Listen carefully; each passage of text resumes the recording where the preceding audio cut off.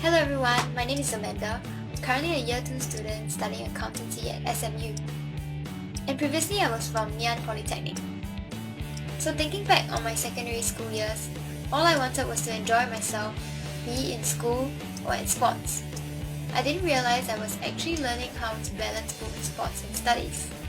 Yet at the same time, it was really fulfilling because I got to do what I was passionate about. Actually, in secondary school, I didn't do very well. I was even encouraged to drop certain subjects as I was doing poorly in them. However, I stuck with it and persevered to the end. I put in the hard work and even had my teachers to support me. Besides studying, I even participated in netball in secondary school.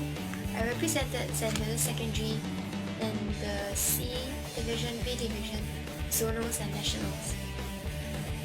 And when I was in Polytechnic, I represented Ngee Ann Polytechnic at floorball, and even at SMU, I'm still continuing doing sports. ITE College Central filled to the brim for the Women's Floorball Finals of SEA Games 2015. Singapore taking on Thailand, a team they beat 2-1 in the preliminary round.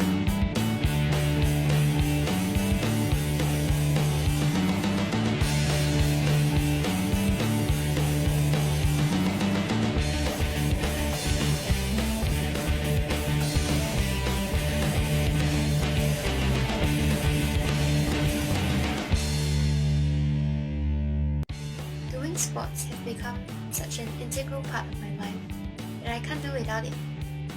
So, being a student athlete, you have to be able to manage your time wisely, to be disciplined and diligent in doing the work that you have to do and enjoying the sports that you want to play. So make sure you allocate your time wisely between both sports, studies, and even spending time with your family. Make sure to be grateful to those who have helped you. Here are 2 pieces of advice I have to give to you. Firstly, you are the motivation for your future. Whether or not you choose to study hard, it's all within your own hands. If you're willing to learn, no one can stop you. The passion has to come from deep within you. And I believe each and every one of you want to achieve your goals. So believe and have confidence. Do seek help whenever you need to, and always be grateful to those who have helped you along the way. Secondly, be bold. Be bold to try out new things or things you haven't experienced before. Never belittle yourself or limit yourself to what you can do. Because you are young, there are so many things waiting for your exploration. So dare to be different and dare to be who you truly are.